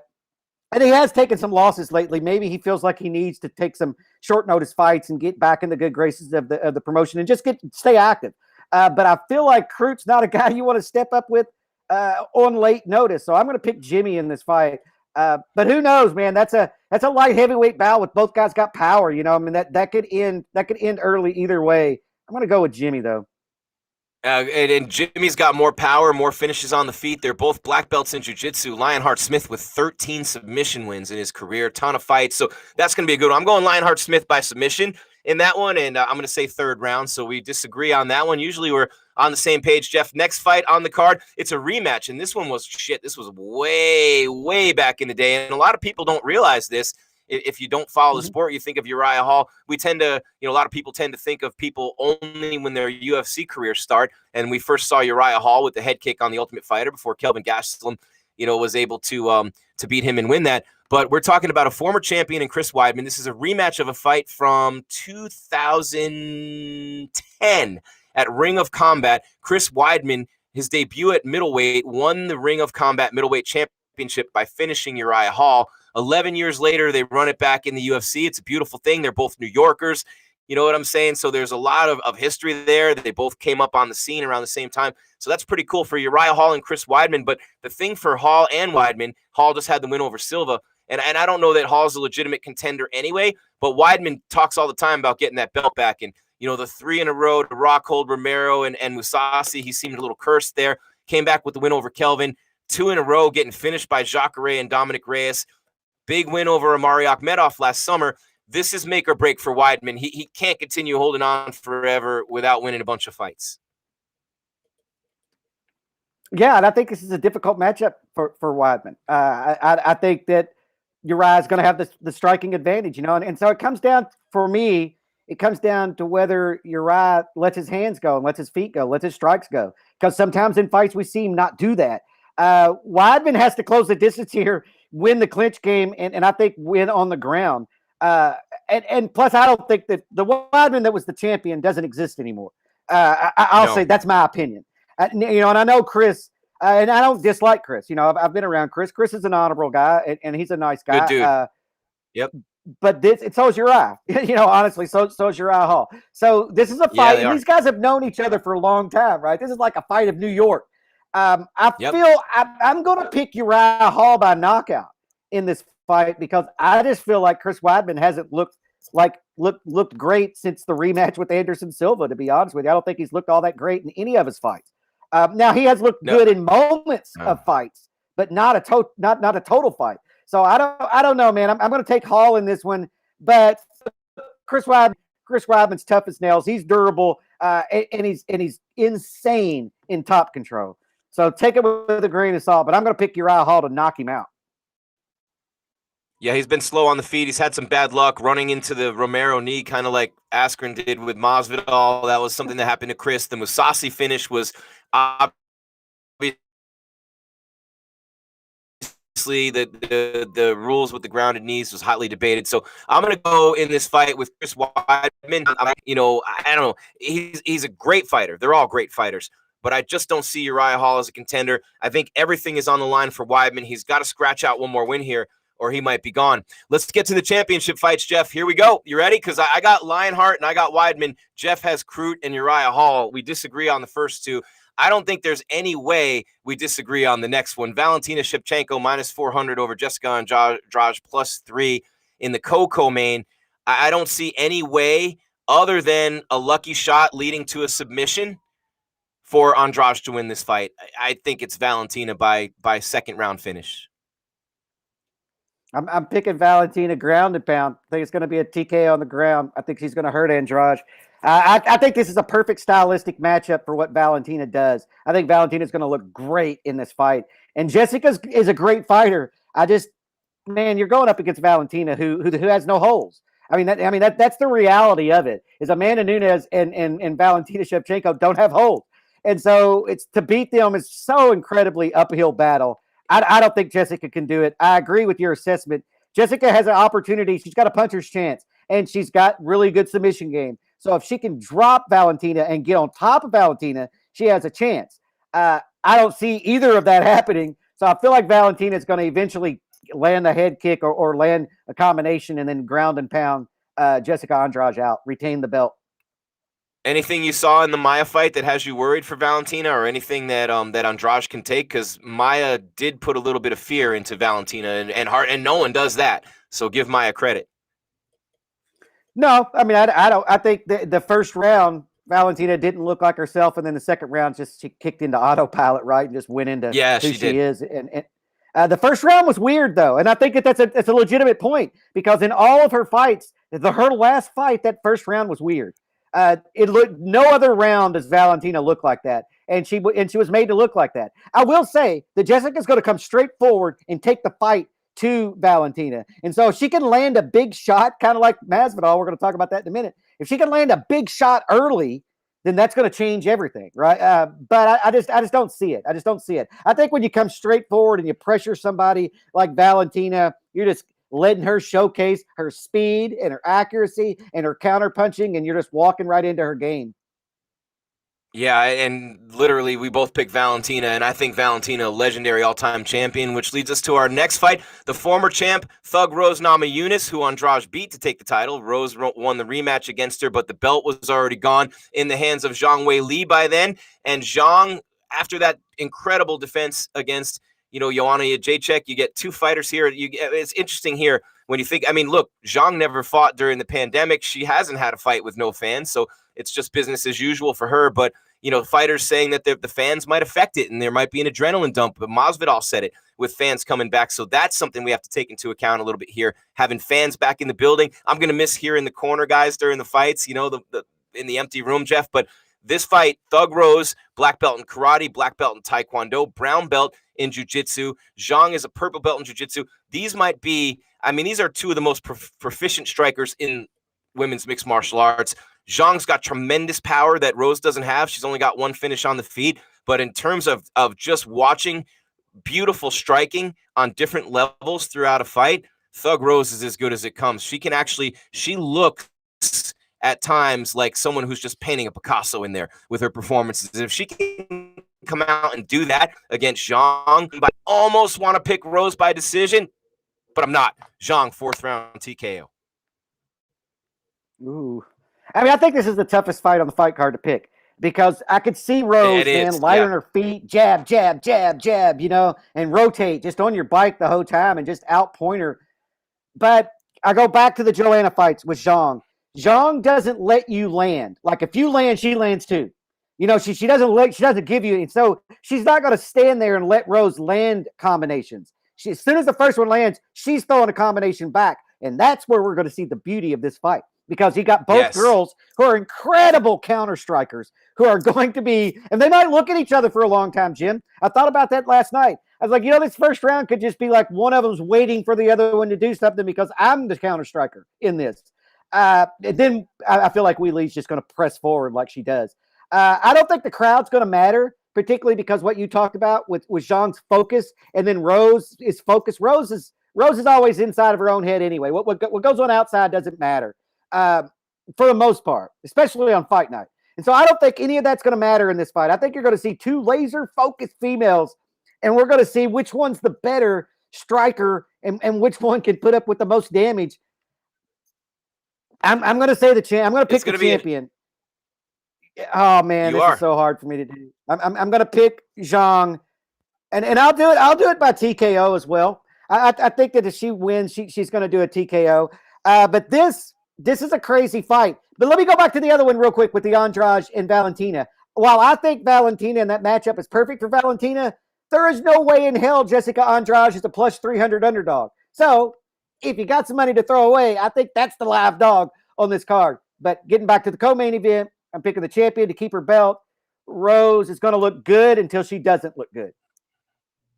There you go. And I'm picking Zhang too. And I did not know I was going to pick Zhang until the words left my mouth, literally, because I was that close and going back and forth. And, it's a great fight card. And this is probably the most, at least in terms of the odds, the closest match. And Paul and Weidman and Hall, by the way, are Weidman and Hall are both minus 110. So that's basically a pick 'em. But other than that, this is the closest fight on that main card in terms of odds because you got Zhang at minus 200 and Thug Rose plus 260. So that's a pretty interesting fight right there. Can't wait to see that the way it plays out. The Bull and the Matador, but like you said, both are tremendous counterpunchers, great strikers. Zhang's got more power, more finishes on the feet, obviously, but she has some on the ground too. So it's going to be a hell of a fight. All right, Jeff, here we go. Main event time, baby. Last one, then we're out of here, man. Let those numbers come up. Keep watching, get those views up, subscribe, hit that bell, smash the like button, comment in here. We love you guys in the chat. Really appreciate you. Every single week you come strong. We will be streaming live for the fights on Saturday night here on MMA Weekly. We will be streaming live on Monday, 9 a.m. Pacific, 12 Eastern with UFC Fallout. And you're going to see a whole hell of a lot more content across our social platforms. So like them all, follow them all, and the website. Don't sell yourself short and not go to our website throughout this week because we'll have the best coverage in the industry of UFC 261. The whole crew's out. We got 2 guys covering it. Hunter's on his own dime with floor seats. You're going to get some great content from MMA Weekly across all our platforms. All right, Jeff Cain. And by the way, thank you to CBD Emporium and Level Select CBD for the sponsorship and allowing us to bring you these shows and our whole team. But I want to get to this main event, Jeff. I can't wait. The BMF, Jorge Masvidal's got a lot more time to get ready for this fight. Doesn't have to cut 20 pounds in 6 days. He's not saving the day against Kamaru Usman, who called for this fight himself. He called. Let's not forget, Usman, the champion, after destroying Gilbert Burns, called out Jorge Masvidal because Masvidal had been saying it was on 6 days. I could beat him on a full camp. Usman didn't like it. He wants to shut him up once and for all with the full camp. Usman thinks he's going to dominate even more. I'm going to be honest with you, Jeff. I love Masvidal. I love everything about him. I love his story. I lived in Miami for 12 years. I remember seeing him in the backyard videos with Kimbo. You know, you've seen his career. If you're a fan of mixed martial arts, you have to love Masvidal. When he had the short hair, when he fought everyone, he's taken everyone to decision. He's fought a who's who of everyone. Literally, look him up. 2 weight classes. He's been around forever. Caught lightning in a bottle with Askren, the Diaz call out, and the BMF fight. Over 1 million buys on this fight last year. An incredible story late in his career. One that hardly anybody saw coming, including Masvidal himself. But careful what you wish for. Now he's in there against who I think is the greatest welterweight of all time. I think sports evolve. The combination of speed and power and precision, intelligence, everything coming together. The Sanford coaching, going to Colorado with Whitman, sparring with Justin Gaethje. We are just starting to see the greatness of Kamaru Usman emerge, and he hasn't lost in 7 years. He's amazing. He keeps getting better every fight. I actually would say that right now, depending upon this fight, Kamaru Usman might be my pick pound for pound overall. And I'm saying that not lightly. I think he might be the best fighter in the UFC. I think he destroys Masvidal in this fight. I don't think Masvidal has a chance. I don't think Masvidal is going to know what hit him. I think Kamaru Usman is going to violently put an end to any talk of Jorge Masvidal being the welterweight champion of the world, and he's going to do it early, 2nd round. Wow. You know, I think that, Usman called for this fight, and I think because for multiple reasons. I think because it's his biggest selling fight. This is where he stands to make the most money. And I also think looking at those top 5 in that division, Masvidal's the easiest fight, right? He's already been in there with him. He beat him then. I feel like he's just overmatched, Masvidal. He's just overmatched in this. Me too. I like Jorge. Man, I mean, I followed Jorge's career from the beginning, same as you, man. We had long hair and was, fighting these 10-minute backyard brawls with guys that weighed 100 pounds more than him, crazy. And then in Strikeforce, and Masvidal's a fighter's fighter, right? He's not an easy out for anyone. But now we're at the top of the business, and he just doesn't match up well with any of them. For that matter, the top 3 anyway. And so I feel like this is where we're at the end of the road with Masvidal. He's going to go in here and he's going to get his title fight. I think he's going to lose. I don't think he's going to look great in it. I think that Kamaru might just take him down and pound him out and not even worry about. That's what I'm saying. Stuff. TKO. And so I feel like Kamaru has all kinds of ways to win this fight. For Masvidal, he has 1. Now that 1 could come with a knee or a punch, but it's still the 1. So, look, I feel like it's going to be a 3rd round stoppage, 2nd or 3rd round stoppage for him, and then Masvidal is going to kind of fall off the map. We're going to do the Diaz rematch, and then that's probably going to be it for maybe both of them. Man, I hope not. For the good of the sport overall, Jeff, Masvidal win is clearly. Yeah, I don't mean that they're going to retire. Yeah, I mean as far as relevancy in the top of the division, it's like I don't think after this weekend, I don't think we're ever going to be talking about Jorge Masvidal getting a title shot in the welterweight division again. I think that all ends this weekend, but it's a big opportunity for Masvidal, man. And look, this is fighting. Masvidal can finish anybody. It's just unlikely, right? We all live in a world of probabilities. The probability that he's going to land that knee or land a knockout punch against Kamaru Usman is tiny. The odds of Usman putting it together combinations and, wearing Jorge down, taking him down and pounding from the top are like incredibly high. So that's, and let's be honest, there's no way on God's green earth Masvidal's running at Ben Askren like that with that knee if Ben Askren's any threat on the feet. He's not going to do that against anybody who's a legit threat on the feet to pop him in the face with that right when he's coming. Like, he didn't fear that at all with Ben. That's why he was able to do that. Yeah, and it's just disrespect, at the end of the day. I mean, look, we talk about that knee, and that was a huge knee. I mean, we mentioned it before. Without that knee, Masvidal doesn't have this run. But also, what if he doesn't land that knee? Then he has spent 5 minutes of the first round against Ben Askren on his back, taking punishment. And so we don't, while we give him credit for that, man, that was a risky friggin' move. I mean, huge risk, because if he doesn't land it, there's no way he's getting up from Ben Askren. He spends if he loses the first round, and then we go into the second round and see what happens. If that but knee he hits did him in the land it. shoulder, Ben tackles him and takes him down, and he's on him the whole round. You're right. It's and you give him credit, man. You get the opportunity, you take it. Oh, he You landed don't it. think twice about it. And I mean, good for him. And then the Diaz call out, the BMF, the whole thing. And he's That's got all of perfect. Miami. I'll tell you right now, he's got all of Miami standing up right now. I mean, they haven't had anything to cheer about on the sports side except the Heat in a long time, man. And he's got that whole place, the 305, you know. But I'll say this, Jeff, I think it's a great fight card. My biggest takeaway, and the last thing I want to say, and we got to wrap it up. We went a little bit over, and I apologize to our guys. We got carried away there. But Jeff, the biggest takeaway for me this week is, I mean, the fights are one thing, the storylines are another, but just coming back from the pandemic and seeing a full house at the weigh-ins and at the fights, I don't know what my reaction is going to be. I just know that it's going to be an emotional one because it's been a long time. No one saw this shit coming. I'm proud of our sport. I'm proud of our fighters. I'm proud of Dana and the UFC. And I don't care if anybody calls me a suck up, whatever. Get off your knees for Dana. You know what? Then you run a sports league and you be the first one to come back and you be the first one with a sold out crowd. You be the one leading the way and showing all of us that we're not going to let this shit beat us. I love what Dana White did during the pandemic. I'd love to see a movie made about all that shit one day. But for right now, the biggest takeaway for me for UFC 261, fans, because let's be honest, no sport is the same without fans, especially fighting.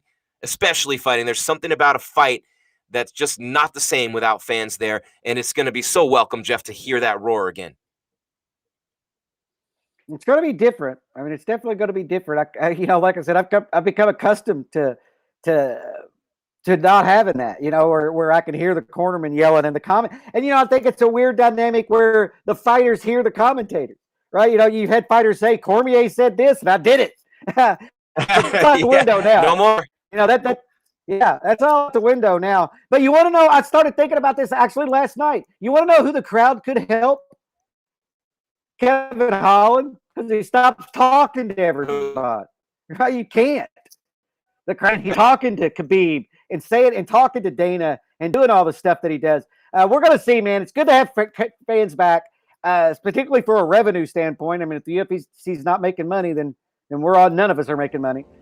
So the fans being back in Jacksonville, opening up, the hotels are going to make money, bars are going to make money, everybody's going to make money across the board. I think it's incredible what the UFC's been able to do.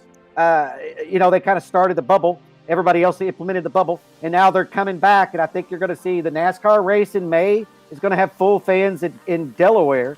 So there's going to be another place that's opened up. I'm just thinking about headlines of places that are opened up. Nobody's really opening up until May right now. So the UFC got in early with Florida and Texas like they did last time.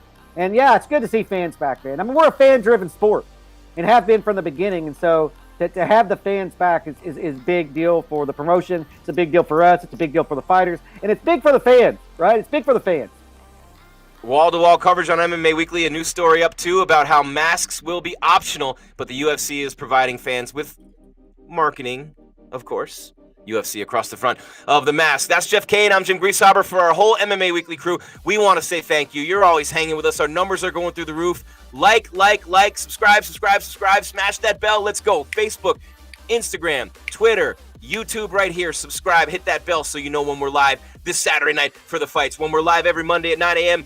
and then 12 Eastern with UFC Fallout. And then, of course, every Wednesday, 9 a.m. Pacific, 12 Eastern with UFC Preview. This show is going to live for a few days. Let's get those numbers cranked up, guys. We appreciate all of you in the chat. Thank you to CBD Emporium featuring Level Select CBD.